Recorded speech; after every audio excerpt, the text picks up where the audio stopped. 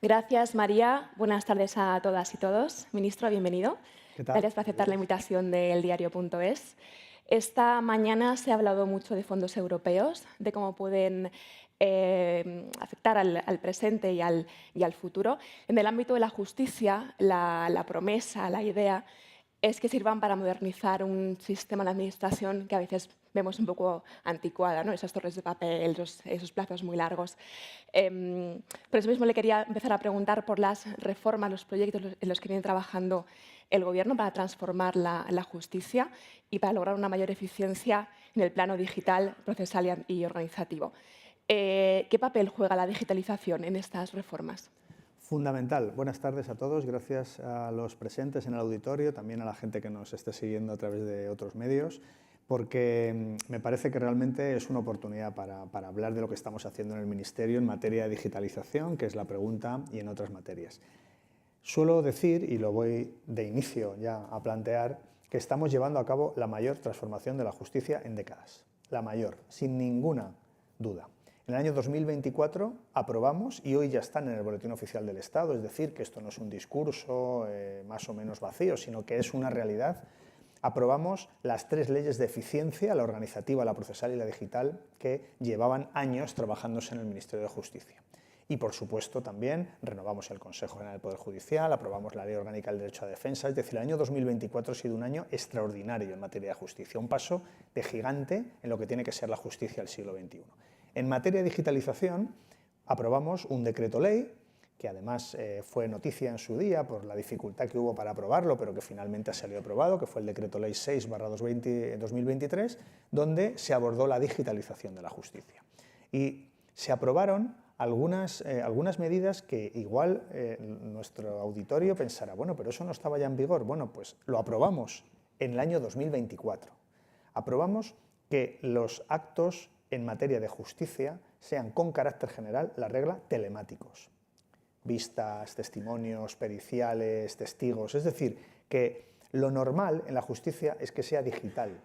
Y para eso necesitamos, por supuesto, una estructura judicial que lo permita. Por eso vamos a apostar mucho por las oficinas judiciales y las oficinas municipales, donde cualquier persona, aunque viva en un pueblo pequeñito, pueda ir a lo que antes era su juzgado de paz, que ahora serán oficinas municipales de justicia, para por videoconferencia poder intervenir en cualquier juicio. Vamos a apostar por lo que llamamos la carpeta justicia, es decir, que cualquier ciudadano, cualquiera de los que estamos aquí, o cualquier profesional de la abogacía, de la procura, pueda en su casa, en su despacho, con un simple clic, saber cuáles son los procedimientos judiciales que tiene abiertos. Y, por supuesto, apostamos por el expediente judicial. Esos legajos que uno se imagina la justicia, los legajos, esos tomos, los procedimientos complicados, trasladarlos de un tribunal a otro cuando había un recurso, bueno, pues el expediente judicial, y hay miles de expedientes judiciales ya en marcha, hacen que de manera sencilla, con un clic, telemática, el procedimiento judicial que está en la Audiencia Provincial pueda estar en el Tribunal Supremo o pueda estar en la Audiencia Nacional. Ya se han trasladado más de 170.000 expedientes electrónicos para que resuelva recursos el Tribunal Supremo. Esto da un poco la idea. Y esto, por supuesto, lo acompañamos con fondos europeos, con fondos para la digitalización. Es decir, es un paso de gigante. Todas las grandes reformas necesitan tiempo, no se hacen de un día para otro, pero creo que vamos por el buen camino en materia de modernización de nuestra justicia. Uno de esos grandes proyectos que hablaba es la Ley de Eficiencia Organizativa, que implica un cambio sustancial en cómo se organizan los juzgados tal y como los conocíamos hasta ahora. ¿Significa eso que el modelo tradicional de juzgado unipersonal con un magistrado o magistrada al frente ha quedado obsoleto? Sí, sin duda, porque da más rigidez al modelo y además da peor servicio al ciudadano. El ciudadano no tiene por qué ser víctima de que si presenta una demanda y cae en un juzgado le pueden señalar el juicio para el año 2026 y si cae en el de al lado que tiene mayor carga de trabajo le pueden señalar el juicio en 2028. Y por tanto eso se soluciona con homogeneidad y para eso son los tribunales de instancia. Vamos a convertir 3.800 juzgados unipersonales en poco más de 400 tribunales de instancia, de tal manera que, para entendernos, todos los juzgados de Madrid o de Barcelona de lo social serán la sección de lo social del tribunal de instancia. y por tanto se podrán ordenar mejor los recursos, mejor las cargas de trabajo. Cuando un juez tenga procedimientos complejos, otros jueces que no los tengan podrán asumir los procedimientos que vayan entrando. Es decir, un reparto más racional, más equitativo de las cargas de trabajo, mejor servicio para la ciudadanía y, por supuesto, homogeneizar también los criterios de reparto, de señalamientos de juicios, porque siguen existiendo casos y con cierta frecuencia se hace público alguno de ellos. Tal juzgado está señalando para 2028. Bueno, pues con los tribunales de instancia eso no será posible, o será más difícil que suceda, porque podremos, por supuesto, saber que las cargas de trabajo se pueden repartir. Y hay un elemento más que no quiero olvidarme. Crear una unidad judicial, es decir, un juzgado de primera instancia, un juzgado de instrucción, un juzgado de lo social, cuesta en torno a €500.000. Es el sueldo del juez, el sueldo del fiscal, el sueldo del LAG, el sueldo de los funcionarios, aparte del tema tecnológico y de la parte más inmobiliaria, ¿no?, del espacio de trabajo. Con ese dinero se pueden contratar entre 6 y 7 jueces para que vayan al tribunal de instancia, porque ya no será necesario que tengan un juzgado, porque habrá una oficina judicial única para todos los juzgados. Es decir, con el mismo dinero vamos a poder multiplicar por 5, por 6 o por 7 el número de jueces que asignemos para dictar sentencias, dictar autos, en definitiva, dar un servicio público a la ciudadanía mejor. Eso supone un gran reto organizativo y ya hay operadores jurídicos pues, un poco con ciertos temores, ¿no?, a cómo se vaya o al caos que se pueda generar. ¿Está el sistema preparado, lo ve preparado para afrontar un reto como este que comentaba? Sin ninguna duda, sin ninguna duda. Todos los cambios dan lugar a inseguridades, a incertidumbres, a cierta, digamos, tendencia a mantener lo que tenías porque ya era tu zona de confort.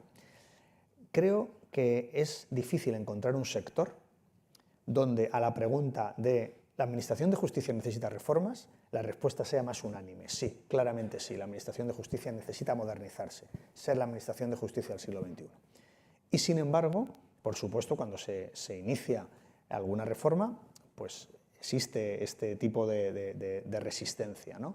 Pero lo vamos a hacer, y lo vamos a hacer con el trabajo que ya en el Ministerio estamos llevando a cabo, una planificación kantiana, absolutamente organizada, por días de lo que tenemos que hacer.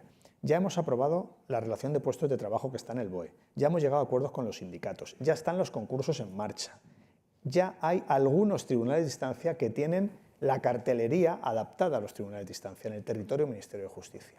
Por tanto, no solo lo vamos a llevar a cabo en plazo, sino que lo estamos haciendo como una moto, porque es que la justicia lo necesita reformas profundas y además las necesita implementar en el tiempo que establece la ley. Tenemos que trabajar de la mano con las comunidades autónomas. El ministro de Presidencia, Justicia y Relaciones con las Cortes también es consejero de Justicia en 5 comunidades autónomas y en 2 ciudades autónomas. Y en eso que llamamos territorio Ministerio de Justicia estamos yendo a una velocidad muy considerable. Tenemos que hacerlo con las comunidades autónomas. La semana que viene en Barcelona hay una conferencia sectorial de justicia con todos los consejeros de justicia donde vamos a hablar de manera monográfica sobre la implementación de la ley de eficiencia. Algunas comunidades autónomas están trabajando también a mucha velocidad, otras llevan un ritmo menor. Vamos a intentar la semana que viene que todo el mundo pueda ir a la misma velocidad. Todo el trabajo que hacemos desde el Ministerio se lo estamos poniendo a disposición de las comunidades autónomas. Los modelos, las relaciones de puestos de trabajo, las dinámicas, todo lo que estamos trabajando lo ponemos a disposición de las comunidades porque es un trabajo que obviamente es compartido de todas las administraciones de justicia que son o bien autonómicas o bien a las comunidades autónomas donde no está transferida la competencia del Ministerio.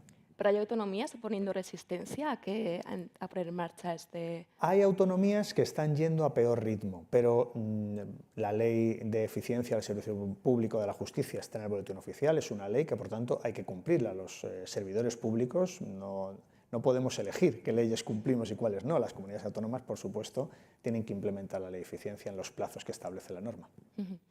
La digitalización supone un avance en muchos procesos, lo hemos comentado, pero ¿cómo se garantiza que no excluya a aquellas personas o colectivos con menos acceso a la tecnología?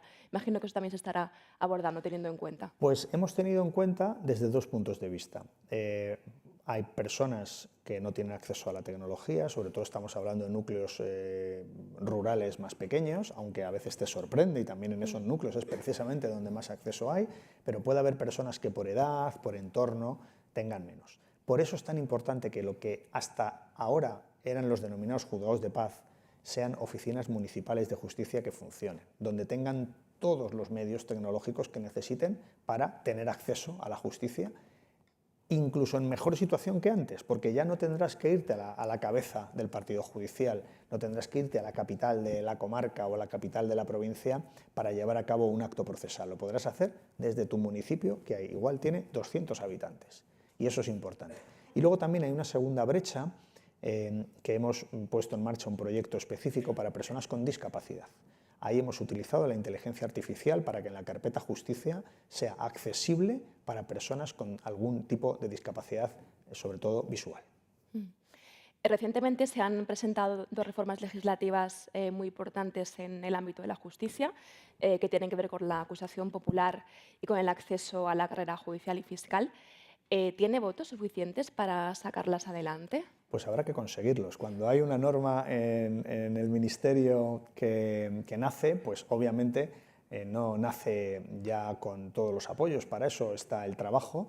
Aquí tenemos una ventaja y es que bueno, pues el ministro de Relaciones con las Cortes es una persona dialogante, capaz de llegar a acuerdos con distintos grupos y por tanto pues vamos a hacerlo. Creo que es necesario. Tanto la proposición de ley de la acusación popular, que yo creo que es un clamor, que la acusación popular hoy es una herramienta en manos de organizaciones ultraderechistas para acosar a políticos progresistas y a sus familias, y por tanto yo creo que hay que regularla. La Constitución dice que tiene que existir la acusación popular y también dice que en los términos que legalmente se establezcan, es decir, que tan constitucional es una regulación como la actual, muy amplia, como una donde se regule. Y yo en esta materia opino lo mismo que el Tribunal Supremo y que el Tribunal Constitucional, que hay que regular la acusación popular porque tanto el Constitucional como el Supremo lo han dicho. Piense que es una figura que solo existe en España, toda Europa, y por tanto pues creo que sería bueno que tomáramos conciencia de los abusos que están produciendo las organizaciones ultraderechistas con la acusación popular para perseguir a personas honestas pero que son progresistas. Y respecto a la otra norma, pues es una norma importante también, la primera reforma de calado de la Ley Orgánica del Poder Judicial, que es del año 85. Pues yo creo que 40 años después llevar a cabo reformas es lo que nos pide la sociedad. La justicia no puede quedarse anquilosada, tiene que avanzar con la sociedad y tiene que modernizarse. Respecto a la acusación popular, ya sabe que la oposición le acusa de pretender una legislación ad hoc para zanjar investigaciones que afectan al PSOE, a su partido, que afectan al entorno del presidente del Gobierno.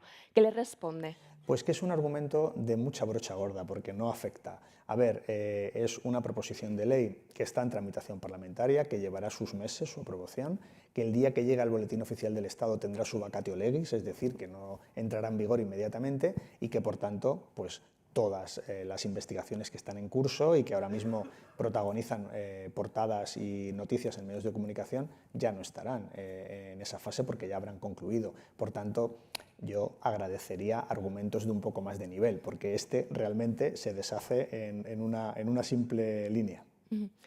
Sin embargo, el PSOE también esa acusación popular en casos, vemos en la Dana, por ejemplo, en caso de hidrocarburos. ¿Cómo casa eso con la reforma? Bueno, pero es que es el derecho positivo. En este momento está en vigor la acusación popular. Lo que no podemos pedir a nadie es, no, hay un derecho en la legislación y, oiga, pues usted no haga uso de ese derecho. Mientras la acusación popular, en los términos que están hoy regulados, se pueda utilizar, pues obviamente se hará uso por quien lo considere, como hacen organizaciones ultraderechistas en su mayoría, pero también otros partidos políticos. ¿Qué propone la proposición de ley? Por ejemplo, que los partidos políticos no puedan ser acusaciones populares. Claro, por eso le preguntaba. Claro, pero eso será cuando entre en vigor. O se nos aplican las leyes antes de que entren en vigor al Partido Socialista y las organizaciones ultraderechistas manga ancha para acosar a políticos progresistas. El día que se modifique la ley será aplicable para todos y mientras tanto el régimen que tenemos es el vigente. La semana pasada conocimos el informe del Consejo General del Poder Judicial que avala algunos aspectos de la reforma del acceso a la carrera fiscal y judicial que comentaba, como el blindaje, por ejemplo, por ley de las becas, un aspecto muy importante, pero también dice que otros aspectos generan dudas sobre su falta de idoneidad. ¿Cómo valora ese informe y si va a hacer retoques en la línea de lo que marca o de lo que ha dicho el Consejo. Bueno, estamos muy satisfechos en el Ministerio con el informe del Consejo General del Poder Judicial porque avala que es necesaria una ley de fortalecimiento y de ampliación de la carrera judicial y fiscal. Además, pues, muestra su conformidad con algunas de las líneas esenciales del proyecto de ley, como por ejemplo que haya becas públicas, que tengan un importe como el salario mínimo interprofesional, que estén blindadas por ley, que hay que fortalecer y ampliar la carrera judicial y fiscal, que hay que conseguir que las elecciones de las juntas de gobierno de los tribunales sean más transparentes. Es decir, el informe ha sido un trabajo que yo agradezco del Consejo muy útil. Por supuesto que vamos a analizar el informe del Consejo General del Poder Judicial, igual que lo haremos con el informe que va a emitir el Consejo de Estado, que aunque no es preceptivo, vamos a enviarlo también al Consejo de Estado porque queremos escuchar cuantas más opiniones cualificadas mejor, y a la vista del informe del Consejo General del Poder Judicial y del Consejo de Estado, seguro que haremos retoques, adaptaremos el proyecto de ley para mejorarlo. Queremos que sea una gran reforma de la justicia. Ya le digo que desde hace 40 años no hay una reforma estructural de la Ley Orgánica del Poder Judicial y queremos que sea una reforma que se adopte, que se apruebe, escuchados a todos los actores relevantes en la Administración de Justicia y, por supuesto, para mejorar y modernizar nuestra Administración de Justicia. Esta reforma también propone la creación de un centro de preparación público de opositores y duplica el importe de las becas hasta el importe del salario mínimo interprofesional. ¿Cree que eso contribuirá a acabar con ese sesgo de clase que, según los expertos, es un consenso, ¿no?, que existe en la carrera? A mí me parece que no solo es necesario que llevemos a cabo un programa de becas que esté blindado por ley, sino que además es que nos hace mejores como país. Un dato objetivo es que hoy sacarte la oposición de juez o de fiscal en España, de media, necesitan los opositores entre 4 y 5 años, de media. Eso es un dato objetivo, indiscutible. Otro dato objetivo, indiscutible, es que el 95% de las personas que sacan la oposición han contado con el apoyo económico de sus padres durante esos 4 o 5 años que dura la oposición. Por tanto, la pregunta es, ¿qué pasa con quien no tiene unos padres que le puedan apoyar durante 4 o 5 años? Que no puede sacar la oposición. ¿Cuánto talento está perdiendo España? Porque esas personas de familias humildes económicamente no pueden sacar la oposición. Por eso vamos a hacer un sistema de becas con un importe mínimo del salario mínimo interprofesional, con una duración de 4 años, blindada por ley. Porque ha habido becas para opositar a la Administración de Justicia. El gobierno Zapatero estableció unas becas, es verdad que menos ambiciosas que estas, pero estableció unas becas que el gobierno Rajoy suprimió. Y por tanto yo creo que tenemos que evitar esas tentaciones y tenemos que garantizar por ley que cualquier español que quiera opositar a juez y fiscal solo se tenga que preocupar por su esfuerzo y su talento. La capacidad económica ya la suple el Estado porque necesitamos a los mejores en todos los puestos. Y ahora se consiguen, pero yo creo que podremos abrir todavía más esa posibilidad para personas que tienen familias que no pueden aguantar a un hijo o a una hija 4 o 5 años estudiando. Nos quedamos sin tiempo casi, pero no quiero acabar sin hacer una pregunta de actualidad. Sí. Ayer conocimos el acuerdo entre el Gobierno y el Vaticano para resignificar Cuelgamuros. ¿Qué nos puede contar esa negociación? ¿Está satisfecho con cómo ha ido? Sí, muy satisfecho. Yo creo que es una gran noticia para la democracia española que el Gobierno y la Iglesia vayan a trabajar de la mano para resignificar un monumento que lo fue al dictador y que ahora lo va a ser a la democracia, a Europa, a la reconciliación, a la memoria. Por tanto, es una gran noticia que trabajemos de la mano el Gobierno y la Iglesia.